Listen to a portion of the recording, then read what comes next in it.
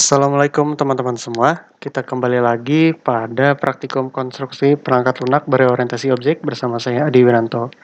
Dan kita ada pada pertemuan ketujuh. Pada pertemuan kali ini kita akan mempelajari mengenai polimorfisme. Saya harap kalian sudah membuka modulnya karena sudah saya upload di website e-learning. Baik, sampai saat ini kita telah mempelajari apa itu keyword extends, dis, super, inheritance, kelas abstrak, dan sedikit mengetahui mengenai kelas interface. Semua hal ini merupakan komponen-komponen yang dipakai dari istilah polimorfisme. Nah, istilah polimorfisme ini merupakan konsep tertinggi untuk kita dalam mempelajari bahasa pemrograman yang berorientasi objek atau OOP. Istilah polimorfisme sendiri terdiri dari dua buah kata, yaitu poly dan morfisme. Apa itu? Jadi poly itu artinya banyak, sedangkan morfisme artinya bentuk atau perilaku. Jadi kita gabungkan artinya menjadi banyak bentuk atau banyak perilaku. Oke, materi. Di sini ada penjelasan interface. Jadi interface adalah cara untuk membuat abstraksi objek program dengan menentukan apa yang dapat dilakukan oleh sebuah kelas tanpa menentukan bagaimana cara melakukannya. Nanti kita bakal melihat di latihan. Interface hanya memiliki deklarasi metode tanpa implementasi dan atribut yang didefinisikan final. Implementasi interface pada sebuah kelas menggunakan keyword implements. Interface yang digunakan pada kelas dapat lebih dari satu interface.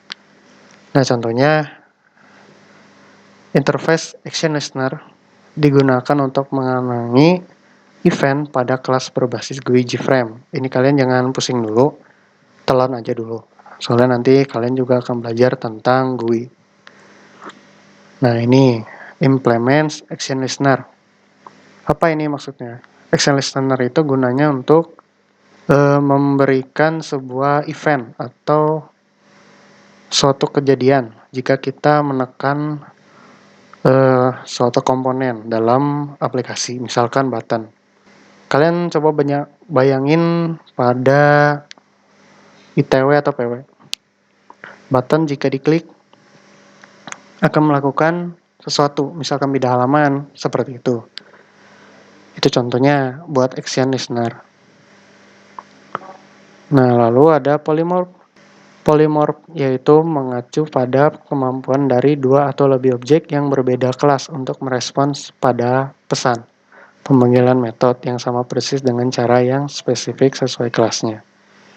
Nah, contoh polimorfisme itu seperti jika kita memerintahkan orang.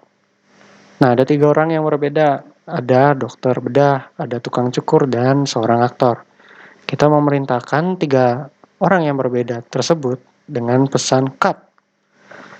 Jika kita memberikan perintah kepada dokter bedah, si dokter bedah tersebut akan memulai membuat irisan di tubuh pasiennya.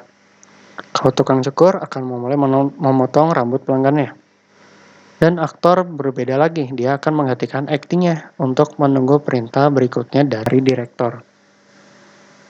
Oke, ini latihan pertama ini. Kita akan menugaskan pembuatan kelas program untuk menunjukkan konsep interface dan polymorph atau polymorfisme.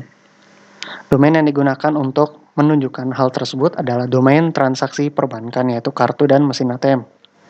Kartu terdiri dari 2 jenis, yaitu kartu ATM dan kartu kredit yang bisa digunakan bertransaksi di mesin ATM. Kartu akan menggunakan interface sebagai alat untuk melakukan validasi transaksi. Mesin ATM seharusnya tidak tahu menahu kartu apa yang digunakan untuk melakukan transaksi. Interface kartu hanya berisi metode tanpa implementasi. Metodenya terdiri dari metode autentikasi dan encode.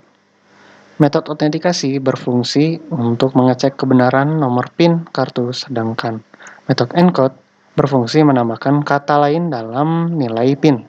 Nah, seperti ini. Untuk bodinya atau implementasi pada interface kartu nanti akan diimplementasikan pada kelas pengimplementasinya. Lalu selanjutnya kalian buatlah kelas kartu elektronik yang berfungsi menangani atribut kartu dan metode autentikasi. Kelas tersebut menggunakan interface kartu dengan menggunakan keyword implements. Sebuah kelas yang menggunakan interface harus mengoverride semua metode interface. Namun, karena kelas kartu elektronik yang digunakan adalah kelas abstrak, sehingga hanya metode autentikasi saja yang diimplementasikan. Sedangkan metode encode ada di kelas kartu ATM dan kartu kredit karena mempunyai encode yang berbeda. Buatlah kelas kartu elektronik seperti ini, dan juga kalian buat kartu ATM yang mengekstenskan ke kartu elektronik. Juga mainnya untuk eksekusi program kalian.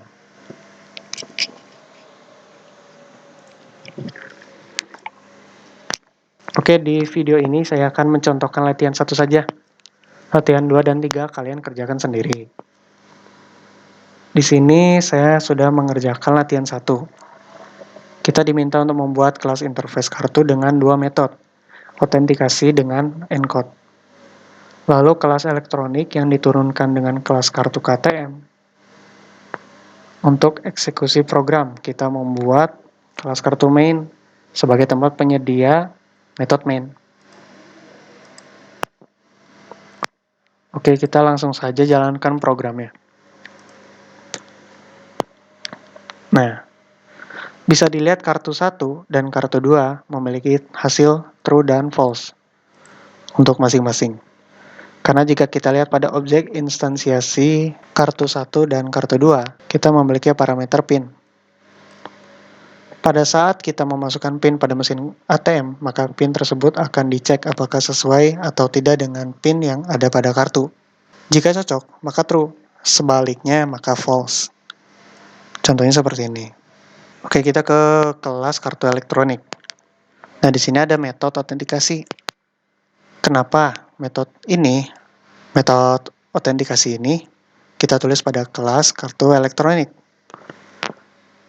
Karena metode tersebut masih umum, dan umumnya kartu elektronik seperti kartu debit, kartu kredit, maupun kartu yang lain, pasti memiliki pengecekan PIN. Metode autentikasi juga diturunkan kepada kelas kartu ATM. Jika kita hapus keywordnya, maka akan terjadi error. Seperti ini. Jika kita lihat errornya, tuh dia katanya harus mengimplementasi encode. Tadi kan kita ingin mengimplementasikan encode pada kartu ATM. Maka dari itu kita memakai abstrak.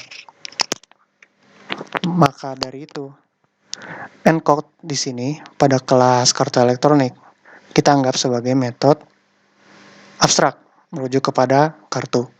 Nah, perlu dipahami juga bahwa kelas abstrak dapat memiliki satu atau lebih metode abstrak. Sedangkan interface semuanya, metode-metodenya adalah abstrak method. Sedangkan kelas yang biasa dia tidak memiliki.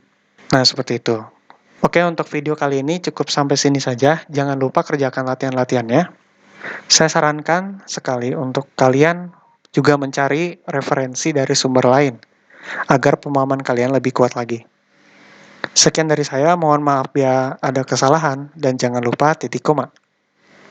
Wassalamualaikum warahmatullahi wabarakatuh.